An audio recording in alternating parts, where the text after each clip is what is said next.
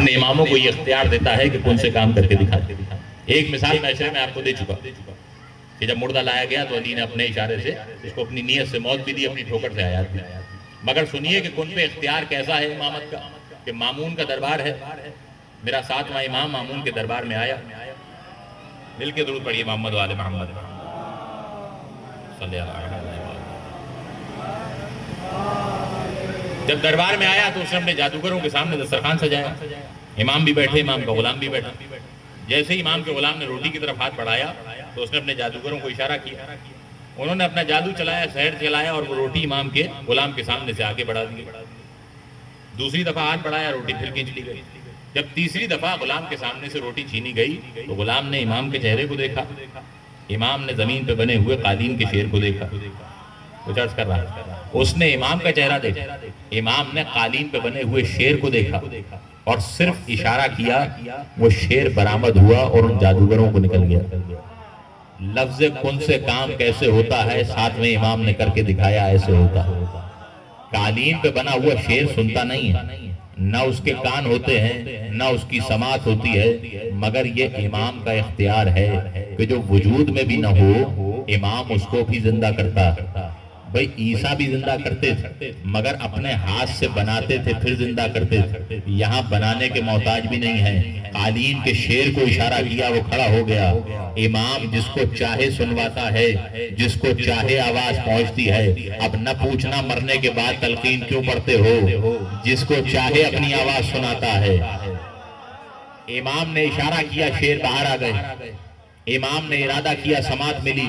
امام نے کن کہا, شیروں کو حیات ملی. آگے بڑھ کے اس نے اس جادوگروں کو نگل لیا. پھر چلا مامون کی طرف, اس نے اشارہ کیا کہ مولا آپ چاہیں تو یہ مجھے چھوڑ سکتا. امام نے واپس اشارہ کیا, قالین واپس آ گیا. جب واپس آ گیا تو اس نے کہا کہ مولا آپ کے اختیار میں تھا, آپ نے اس کو روک لیا, مگر یہ میرے جادوگر نکل گیا. اس سے کم اتنا کہہ دیتے کہ لاش واپس دے جائے. بھئی مسلمان تو تھے نا, کلمہ پڑھنے والے تھے.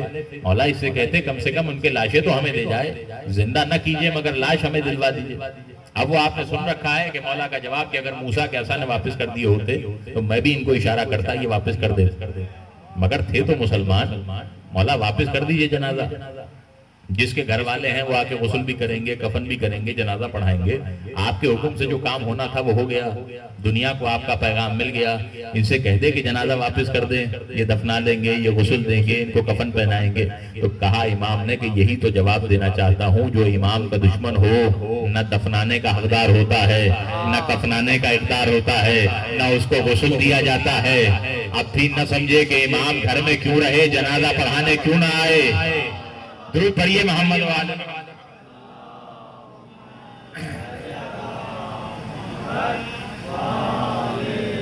جو دشمن امام ہوتا ہے وہ مسلمان ہی کیوں نہ ہو, وہ دفنانے کا حقدار نہیں ہوتا.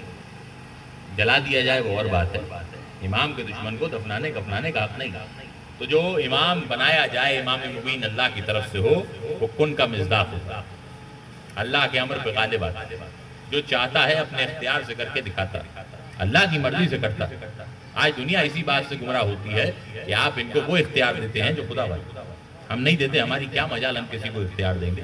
اللہ نے دیے ہیں یہ اختیار, اس کی مرضی سے دکھاتے ہیں اور سجدہ کر کے بتاتے ہیں کہ اللہ وہی ہے کہ جس کو ساری کائنات جس نے بنائی. تعریف کرنی ہے تو اسی انداز سے کرو کہ وہ خدا ہے جو اہل بیت کا بنانے والا. یہ تعریف کم ہے کہ سورج کو روشنی دینے والا ہے, چاند کو روشنی دینے والا ہے, ہوائیں کو چلانے والا ہے.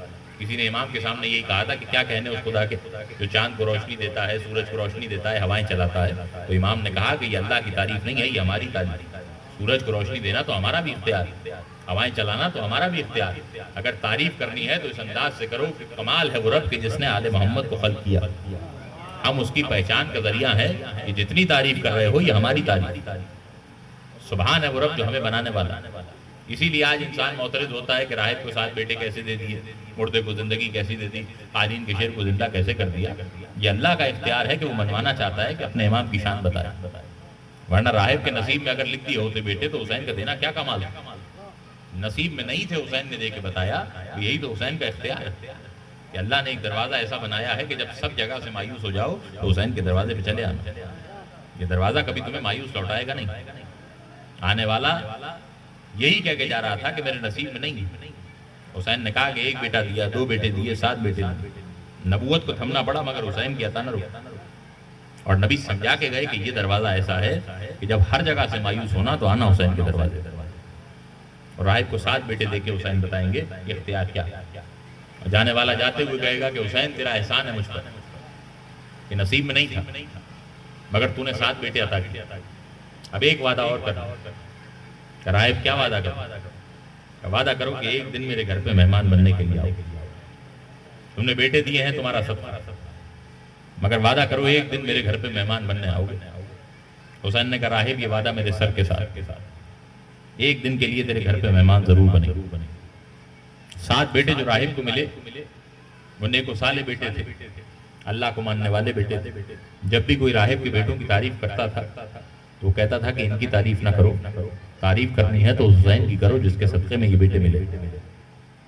میرا کمال نہیں ہے، حسین کیا تھا، یہ نصیب میں نہیں تھے، حسین نے دیا. تاریخ لکھتی ہے کہ راہب اپنے 7 بیٹوں کے ساتھ شام میں رہتا تھا. یا ایک رات راہب کی زوجہ اس کے پاس آئی اور آنے کے بعد پریشانی کے عالم میں کہا کہ راہب ایک قافلہ ہے جو ہمارے دروازے کے باہر آ کے رکا. راہب نے کہا اس میں پریشانی کی کیا بات؟ ہمارا گھر تو ہے ہی شام کی راہ میں، جتنے قافلے آتے ہیں وہ یہاں رکتے ہیں. کہ نہیں راہب پریشانی کی بات یہ ہے کہ ان میں کوئی چھوٹی سی بچی ہے جو رو رہی ہے. راہب نے کہا بچی کے رونے میں کون سی پریشانی؟ کہ راہب تم سمجھ نہیں رہے، وہ بچی رو رہی ہے اور یا حسین کہہ کے رو رہی ہے. راہب رونے سے پریشانی نہیں ہے مگر وہ ہمارے محسن کا نام لے کے رو رہی ہے. میرے دل میں عجیب سے خیالات آ رہے ہیں، جاؤ ان سے کہہ دو کہ بھلے رونا ہے تو روئیں مگر حسین کا نام لے کے نہ روئیں. راہب گھر سے باہر آیا تو اس نے بڑا عجیب منظر دیکھا. کچھ بے سر و سامان بیویاں ہیں جن کے سروں پہ چادریں نہیں ہیں. ایک بیمار ہے جس کی گردن میں توق ہے، ہاتھوں میں ہتھکڑیاں، پیروں میں بیڑیاں، اور درمیان میں ایک 3 برس کی بچی بیٹھی ہے جو زمین پہ یہاں حسین لکھتی ہے اور اپنے سینے پہ ہاتھ مار کے روتی. راہب کہتا ہے میں آگے بڑھ کے اس قیدی کے پاس آیا. میں نے کہا قیدی میں شریعت محمد ہی جانتا ہوں، مظلوموں کے ساتھ اور ستم نہیں کیا جاتا، مگر تجھ سے گزارش یہ ہے کہ جو بچی درمیان میں بیٹھی ہے اس سے کہہ دے کہ رونا ہے تو روئے مگر حسین کا نام لے کے نہ روئے. سجاد نے کہا جا راہب چلا جا. اب یہ بچی حسین کا نام لے کے نہیں روئی. ابھی راہب جا ہی رہا تھا یا اس نے دیکھا کہ دیکھو تو صحیح یہ قافلہ کیسا ہے. اس نے آگے بڑھ کے دیکھا تو نیزوں پہ کچھ سر بلند. اب وہ سر کو دیکھنے لگا، یہ آواز آئی ہے راہب تجھ پہ میرا سلام. راہب نے دائیں جانب دیکھا پھر بائیں جانب دیکھا، جب کوئی نظر نہ آیا تو اپنے گھر کی طرف واپس جانے لگا. پھر آواز آئی کہ راہب تجھ پہ میرا سلام. راہب نے پھر پیچھے مڑ کے دیکھا کوئی نظر نہ آیا. یا اب جو سر اٹھایا تو دیکھا کہ ایک نیزے پہ سر ہے جو راہب کو سلام کر رہا اور کہہ رہا راہب اب یہ وقت آ گیا کہ تم ہمیں پہچاننے سے بھی انکار کرتے ہو. راہب کہتا ہے کہ میں نہیں جانتا تھا وہ کون. میں آیا پسر سعد کے پاس، میں نے کہا یہ سر کس کا؟ اس نے کہا تجھے کیا کرنا؟ کہا ایک رات کے لیے سر میرے حوالے کر. اس نے کہا یہ سر یزید کے پاس لے کے جانا ہے، وہ اس کی بھاری قیمت دے گی. راہب نے کہا ساری زندگی کے لیے نہیں مانگتا، جتنی قیمت یزید سے ملے گی وہ مجھ سے لے لے، بس ایک رات کے لیے سر میرے حوالے کر. راہب نے قیمت دی، اس سر کو لے کے چلا. جیسے آپ حسین کا تابوت اٹھا کے جاتے ہیں ویسے ہی راہب حسین کا سر لے کے چلا. اپنے گھر میں آیا، جس کمرے میں عبادت کرتا تھا وہاں لا کے سر کو رکھا، مشک و عنبر سے اس کو غسل دیا. لاکھ پہچاننے کی کوشش کی مگر نہ جانے کتنا زخمی تھا حسین کا چہرہ کہ راہب کو حسین پہچان میں نہیں آئے. کافی دیر بیٹھ کے سر کو دیکھتا رہا، پھر اپنے حجرے میں جا کے لیٹ گیا. ابھی لیٹا ہی تھا یا زوجہ پھر دوڑ کے آئی کہ راہب یہ کس کا سر تو اپنے گھر میں لے آئے. کیا ہوا؟ ابھی تھوڑی دیر کے لیے میرے آنکھ لگی، میں نے خواب میں دیکھا کہ آسمان سے ایک نور کی ہماری آئی، اس نور وانی ہماری میں سے ایک بی بی باہر آئی. میں نے پوچھا یہ کون ہے تو کہا یہ حوا ہے، اس سر کا ماتم کرنے آئی. پھر ایک اور بی بی آئی، میں نے کہا یہ کون ہے؟ یہ سارا ہے، حسین کا ماتم کرنے کے لیے آئی. راہب آخر میں ایک ایسی بی بی آئی جو معلوم ہوتا تھا کہ بہت کم عمر کی ہے، 18-20 برس کی معلوم ہوتی تھی، اور مجھ سے کہا کہ اپنے شوہر سے کہہ دے گھر سے باہر چلا جائے، اس سر والے کی ماں اس سر پہ رونے کے لیے آئی. رونے والوں راہب ایک مرتبہ چونک کے اٹھا، اپنے بیٹوں کو لے کے سر کے پاس آیا. آنے کے بعد اپنے ہاتھ جوڑے، اے صاحب سر میں جان گیا کہ تو یقیناً مجھ سے بات کر سکتا ہے، مجھے اپنا تعارف کرا دے تو کون ہے. سر میں سے آواز آئی راہب میں پیاسا ہوں، 3 دن کی پیاس میرے ساتھ موجود. راہب کہتا ہے تیرے سوکھے ہوئے ہونٹ بتا رہے ہیں کہ تو پیاسا ہے، مگر تھوڑا اور تعارف کرا دے تو کون. سر سے آواز آئی کہ راہب مجھے مظلوم मजलूमी में करबला के मैदान में मारा गया। आवाज आई कि सर तेरी आंखें बता रही हैं तुझे बहुत रुलाया गया, मगर थोड़ा और तारुफ करा दे कि तू कौन है। या एक मर्तबा आवाज आई का राहिब तू भूल गया, नबी की मस्जिद में बेटे मांगने के लिए आया था। राहिब जिसने बेटे दिए थे मैं वही हुसैन हूँ, आज तेरे घर पे मेहमान बन के आया हूँ। एक मर्तबा राहिब आगे बढ़ा, अपने हाथ जोड़े, का मौला तेरा अली अकबर कहाँ गया, मौला तेरा अब्बास कहाँ गया। वो नाम लेता रहा, हुसैन की आंखों से आंसू बहते रहे। या एक मर्तबा आगे बढ़ा, कहा हुसैन अगर कोई खिदमत हो वो अपने गुलाम से कह दे मैं तेरा ख्याल रखूंगा। सुनेंगे क्या मांगा हुसैन ने, कहा राहिब तू मांगने आया था, मैंने तुझे 7 बेटे अता किए थे। राहिब अगर कुछ कर सकता है तो जा मेरी सकीना पे से पाबंदी हटवा दे। तूने कहा है मेरा नाम लेके न रोए, राहिब मेरी बच्ची पे पाबंदी न लगा, मेरे जाने के बाद सोई नहीं है, मुझे याद करके रोती रोती। मौला आपको सलामत रखे, सिवाय गम हुसैन के किसी और गम में ना रुलाए। रोने वालों हुसैन के बाद ये सकीना का इम्तिहान। अकेली बच्ची है जो अपने बाप को याद करके रोती है, कभी या हुसैन कह के रोती है, कभी बाप का मातम करती। आपने सुना है ना कि जब रोज़े आशूरा आया तो हर शहीद की प्यास बुझ गई, साकिया कौसर पे जाके हर एक सैराब हो गया। अब्बास भी सैराब हुए, मगर हर शहीद होने के बाद सैराब हो गया।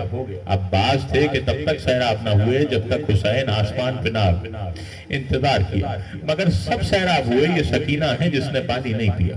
अब्बास के जाने के बाद सकीना पानी मांगती भी नहीं और जालिम पानी देता भी नहीं, आता था सकीना के सामने पानी को बहा देता था। यही वजह है कि एक दिन मेरी शहजादी आगे बढ़ी और बढ़ के पूछा, भैया शहजाद ये बताओ कि जब प्यास की शिद्दत बढ़ती है तो क्या होता है। क्या सकीना जब प्यास बढ़ती है तो होंठ फटने लगते हैं, जबान सूखने लगती है। क्या भैया अगर प्यास और बढ़ जाए तो क्या होता है। क्या सकीना फिर मुंह में छाले पड़ जाते हैं। क्या भैया प्यास और बढ़े तो क्या होता है। फिर वो छाले फट के जिस्म में घुलने लगते हैं। क्या भैया प्यास और बढ़ जाए तो क्या होता है। क्या सकीना फिर खाल हड्डियों को छोड़ने लगती है। क्या भैया प्यास की शिद्दत और बढ़े तो क्या होता है। क्या फिर हड्डियों में से चटकने की आवाजें आने लगती। सकीना ने हाथ आगे किए, क्या भैया जरा कान लगा के सुन, मेरी हड्डियों में से आवाज आ रही है, भैया मुझे पानी नहीं मिला, तेरी सकीना बड़ी प्यासी दुनिया से जा रही। अला लानतुल्लाह अला ज़ालिमीन वस्यालमुल लज़ीना ज़लमू यौमन क़लबून। ऐ रब्बे जहां पंजतन पाक का सदका इस कौम का दामन हमें शब्बीर से भर दे। बच्चों को अता कर लिया असगर का तबस्सुम, बूढ़ों को